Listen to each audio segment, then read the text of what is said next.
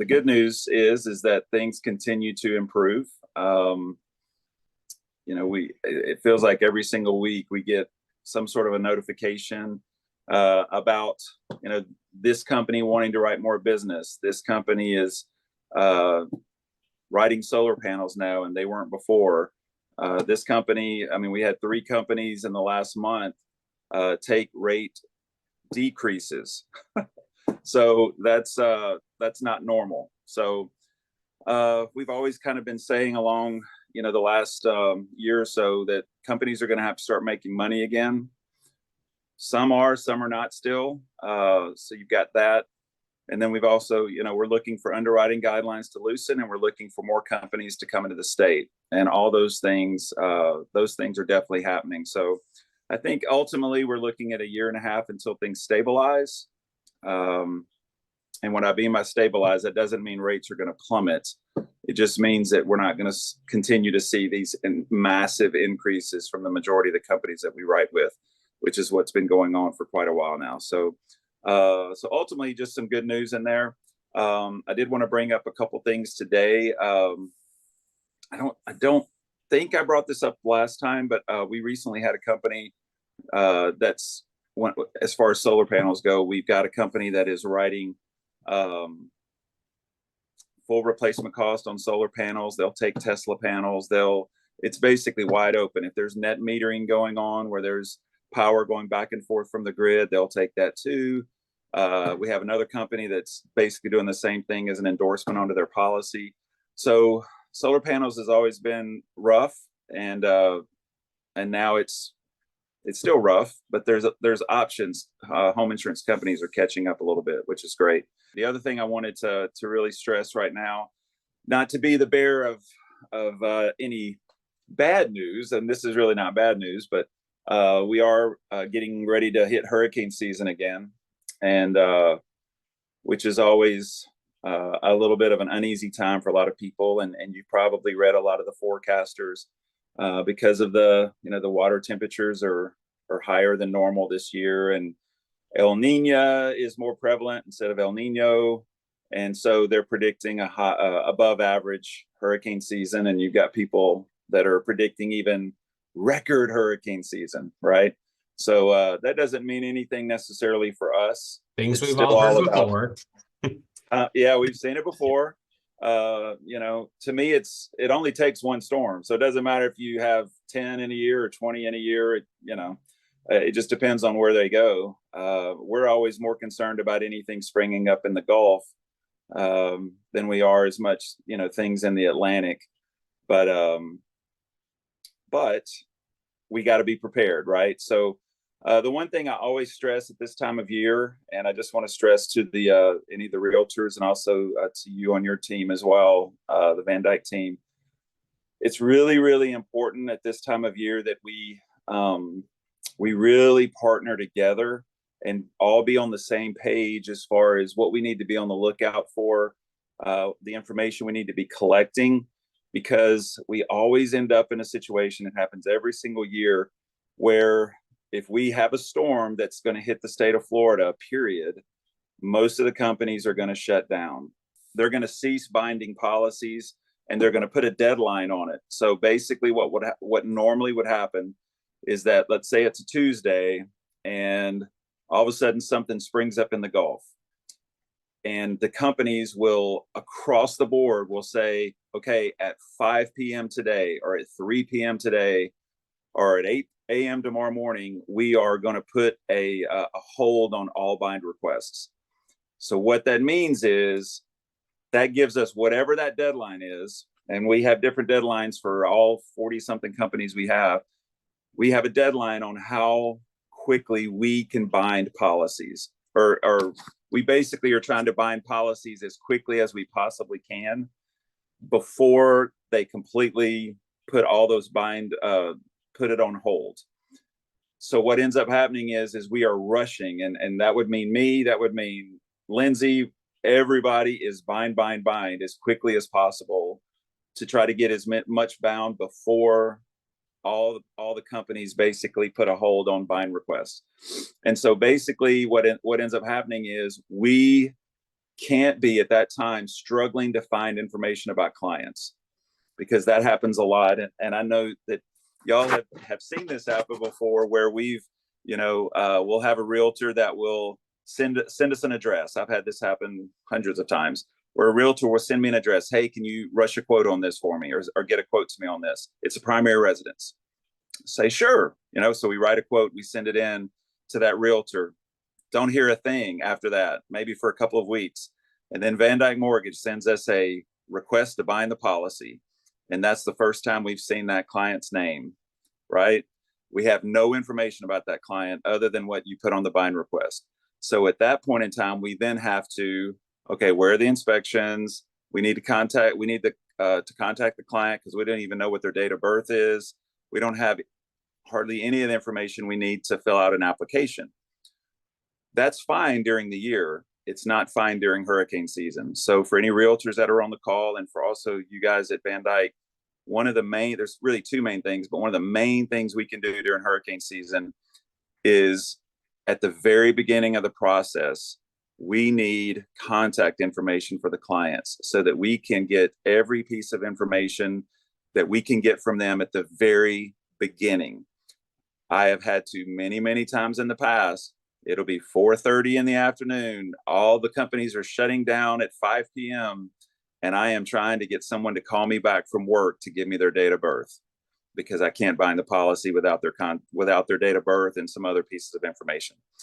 If we have that information at the very beginning, we can get it all at the very beginning. And then when it's time to bind and we're on a rush because all the companies are about to put restrictions in place to bind policies, binding restrictions, that's what the term I was trying to come up with earlier. They're about to put binding restrictions in place. Then we can go ahead and we can just go ahead and bind. We're not trying to track down any information from the client, which is one of the struggles that we run into at this time of year. So I would just encourage everyone, get the inspections at the very, very beginning of the process.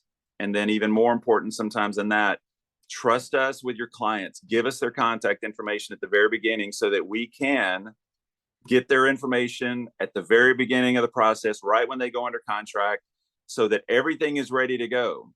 So it's a lot simpler too. When you send us the bind request, we have everything we need already. We can go ahead and bind the policy right then, rather than us sending you an email. Okay, I've got to contact the client. Let me get some more information from them. Once I've got everything I need, then I'll bind the policy.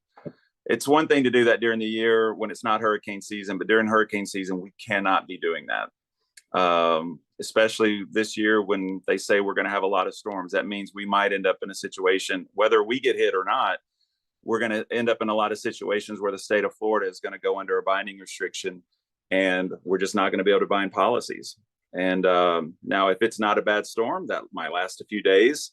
If it is a bad storm, it could last weeks, and that's going to completely mess up your closings, the closing dates, and we just don't want that to happen. So does anyone have any questions about that? Because I can't emphasize that enough. As we go into hurricane season, we've got to partner together and make sure that everybody, especially on the insurance side, that we have all the information that we need. I know on the lender side, there's information y'all need as well there at the end before you can finalize everything. But on the insurance side, we just have to have all the clients' information. And the best way to do that is give us their name and contact information at the beginning, instead of, hey, can you give me a quote on this property? That would be my biggest tip. Does that make sense? And does anyone have any questions about that? No, it makes perfect sense. I know that our branch here, as soon as we get any announcement from you all saying, hey, policies are going to be, delayed, whatever, we're on the horn, calling our agents, calling our borrowers, letting them know that there's a possibility of a delay. That way there's no surprises when, it happens. So yeah. And I wish there was a set standard too. Well, pardon me. Well, let me go back on that. I wish there was a set standard on when the companies are going to put binding restrictions in place. Citizens has a set requirement, and they shut down the whole state at a time. A lot of the other companies, they can close whenever they want to, and they can close just certain counties. So we see that sometimes, which that can be a help. You know, if we have a storm, let's say it's in the Gulf and it's going to hit the Panhandle or near Louisiana and, you know, somewhere in that area. Well, we'll see the counties in the Panhandle put binding restrictions in place, but a lot of companies will leave our area open. So that's always a huge help when those companies will do that. But it's really like dominoes falling when they when they start putting these restrictions in place. It is literally like playing whack-a-mole to bind home insurance policies, because out of 45 to 50 companies, it'll just, this one shuts down, this one shuts down, this one shuts down, and depending on where the storm is, sometimes they won't shut down at all. I've seen that happen before, where South Florida will remain open because the storm's not hitting them; it's hitting up in the Panhandle. So that can be a help with some of the companies, but that can mess up a lot of things on your end too. We don't want to rest on that, because if we have to switch companies, let's say Universal's not an option now because they just shut down. We've got to look at another option. Well, then that's going to be more expensive, and it could mess up your DTI from a mortgage standpoint. So those are just some tips to be on the safe side. But we just need as much information as we can at the very beginning during hurricane season. So I would really stress that. The other thing I would bring up today is just there's a lot of confusion. We might have talked about this before, but I think it's been a while. I just want to remind everybody that we are in a situation where Citizens is requiring flood insurance for all their policyholders. It's a staggered requirement right now. So basically, every client that Citizens has, if they're a cash buyer in a higher, moderate to higher risk flood zone, like an A flood zone or a V flood zone, AE, VE, they already had, all those people have to have flood insurance regardless, right? And if they have a mortgage, they would have already been required to. If they don't have a mortgage and they were cash buyers, they all have to have it regardless right now. The part we're in over the next 4 years is they're going to stagger all the low risk flood zones into requiring flood insurance. And this is just for Citizens. So just to make that clear, no other there's a lot of rumors out there that, other home insurance companies are going to start requiring this. We have not seen that at all. So it's just rumors. No other company has notified us and said, yeah, we're considering requiring flood insurance as well. So anything you hear about that is just rumors, and it's nothing that's come out. We do need borrowers' social security numbers. So that's one of the questions we ask them when we contact them. We try to get that information up front. There are some companies that might bind without it, but we always put it into the application. And for a lot of the companies, it's going to affect their rates. So just be aware of that. That's why we ask for the social security number, because it runs an insurance score, and which is kind of like a soft pull on their credit. And so that can lower their rate a lot, or it could increase their rate some. So we always require the social security number. Where we are with the flood right now is that if you have $600,000 to $700,000 of coverage with Citizens, and you're in a low risk flood zone, which means mortgage companies would not require flood, this year, all of this year, whether all the renewals and any renewals with Citizens and any new policies we write, they all have to include flood insurance. So that's a very small amount. Like you're between $600,000 and $699,999 of dwelling coverage, building coverage on your home insurance. You'd be required to. And then every year after this, January of 2025, 26, 27, that number is going to lower. It's going to go down to 500,000 or more, 400,000 or more. And then in 2027, January 2027, everybody below that amount, $400,000, I believe is the amount, all those people would have to get flood insurance in 2027. That means the people who could least afford it, that might be the people that have $200,000 of dwelling coverage, and they're the ones that would be able to be hit the hardest by being required to have flood insurance. They're not going to be required to do that until 2027. So that's an important announcement, just to kind of get that out there. The other really, really big thing about this is that, and some of you already know this, they had a requirement as well that you had to have matching contents coverage on your flood insurance policy, which basically meant that if, let's say I have a Citizens policy right now and I've got $300,000 of dwelling coverage, but I have $150,000 of contents coverage. When I'm required to have that flood policy, I have to have $150,000 of contents coverage on that flood policy. Or if I already have a flood policy and Citizens is saying, hey, we need proof of your flood insurance, I would have to increase my, a lot of people write flood policies with zero contents coverage, right? You'd have to have matching coverage. Well, thankfully, last week or 2 weeks ago, Citizens eliminated that requirement, which is saving people hundreds and hundreds and hundreds of dollars. You no longer have to have matching contents coverage. That's been the big headache with this whole legislation that they passed with Citizens requiring this, was all the people sitting out there going, whew, I don't have to worry about it. I've got flood coverage. So when Citizens requires it, I'm good. Well, they weren't going to be good until 2 weeks ago, because if they had zero contents coverage, they were going to have to increase it to whatever their Citizens policy had for contents. That was deleted or done away with in the last couple of weeks. So that's really, really good news for people that want to continue to have Citizens and already have flood coverage. So I hope that makes sense. That's a little convoluted, I know. Yeah, but, well, I'm going to be calling you later on getting my policy adjusted because of that. So, because, okay. yep, because I'm in a flood zone and I had to give full content coverage. I'm like, I don't have $100,000 worth of stuff in my house. I barely have 20,000 guaranteed, but yeah. Yeah. So No, that's I good to think hear. yeah, they're not going to be requiring that. I think it already went into effect too. So I don't think that's like a July 1st kind of thing. I think it already went into effect. So you should not be required to have matching contents coverage on your flood policy to match Citizens. So that's really good news for a lot of people, That's good, including you. So all that's right. good to hear. I guess the hot topics right now are the biggest updates are related to solar panels with additional companies covering them at replacement cost, when that was not the case. We barely had any options for solar panels. It was a huge headache. And now test coverage for Tesla. Wow, that's great. So that's an additional thing.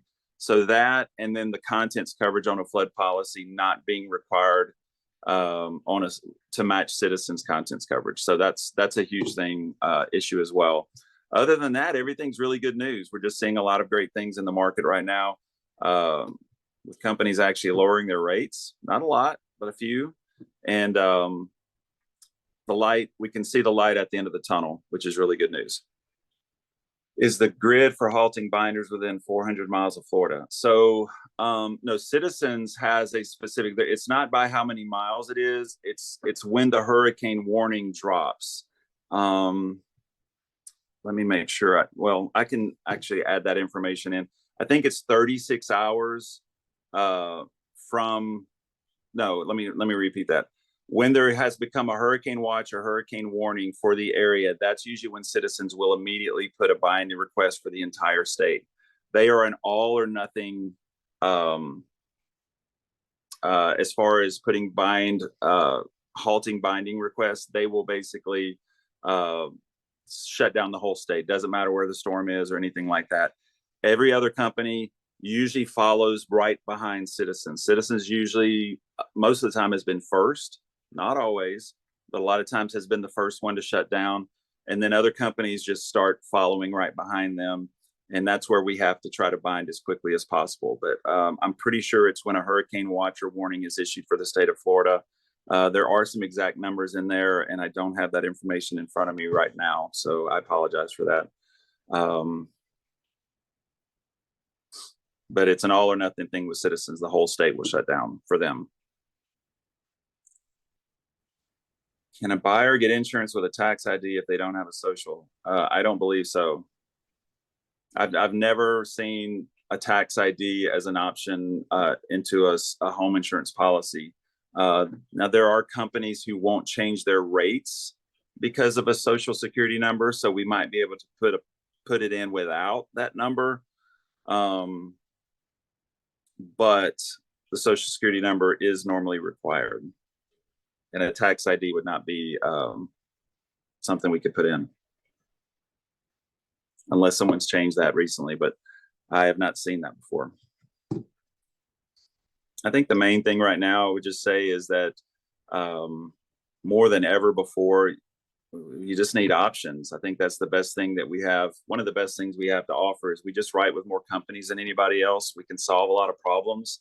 Um, one other thing, we have had a couple of companies come back now saying they will take uh, roof replacements after closing.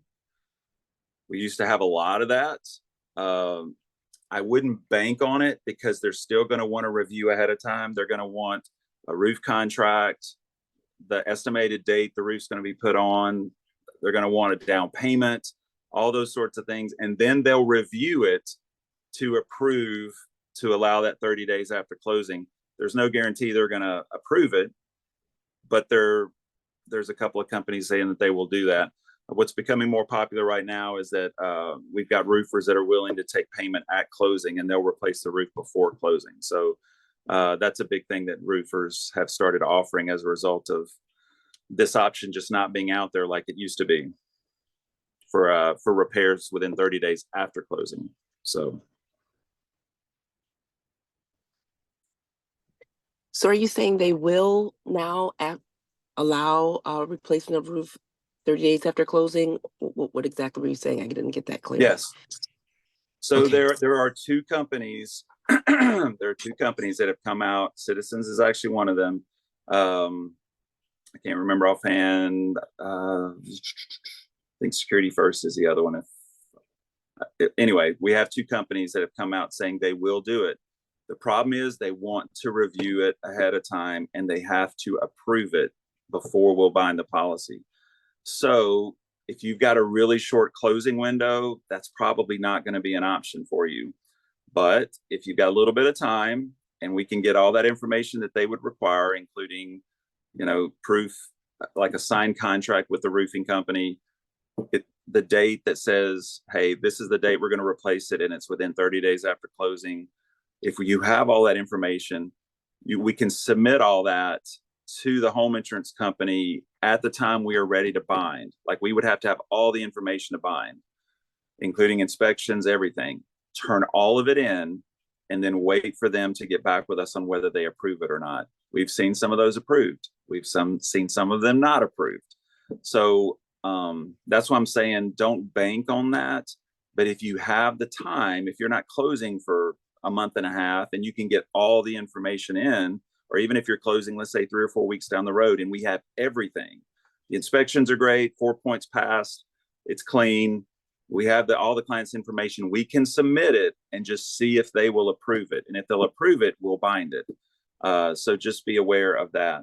And as far as how many insurance companies we work with, I see that in the chat as well. We are getting close to 50 now.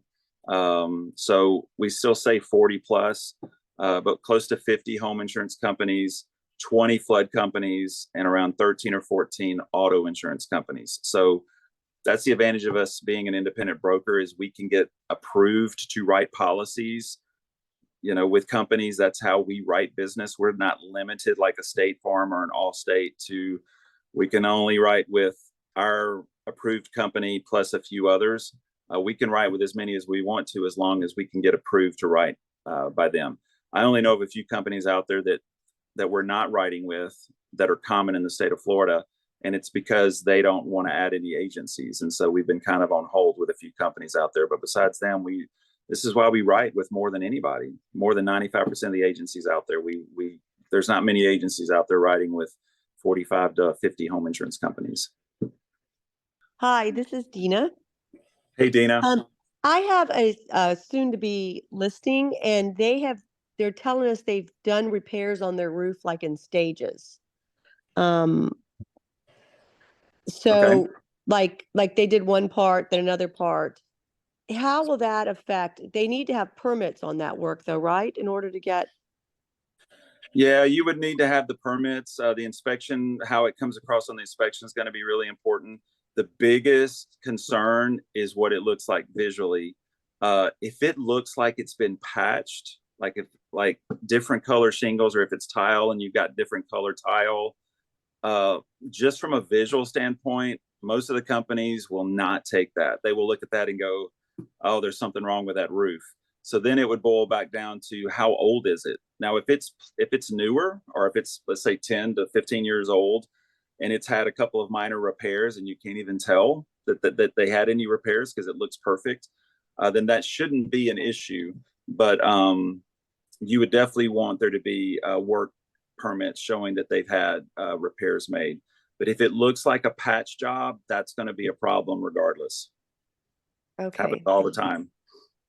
Yeah, I think they're it's barrel tile and they've been reusing the same one. So that's a great question because I haven't seen the roof to see if but I think it's all the same tiles.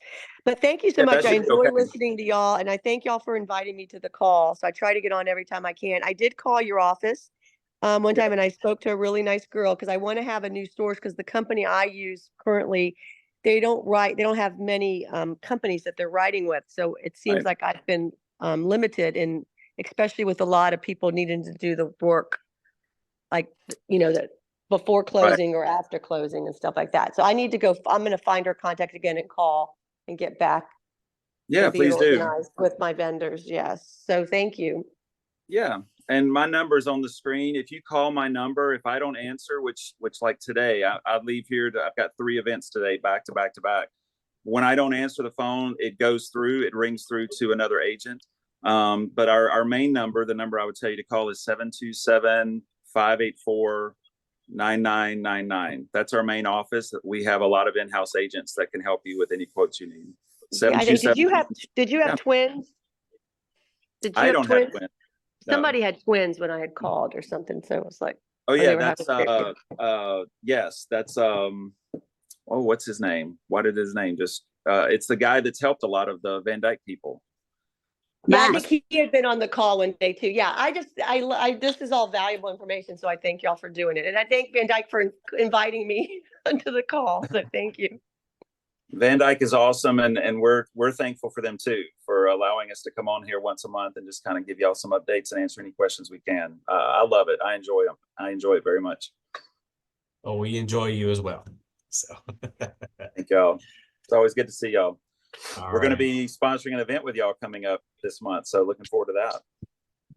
Yes, we're looking forward to that. Thank you. Well, safe travels up to Florida State. Enjoy the graduation celebration, and thank you for always being with us and educating us on all things homeowners insurance. It is always a pleasure. Appreciate all of y'all very, very much. It's great, and thank you for that. I'm looking forward to going and celebrating with the family. It'll be fun. All right, everybody, you know where to find us. If you need us this weekend, give us a shout. Thank you, Jason. Thank you. Take care.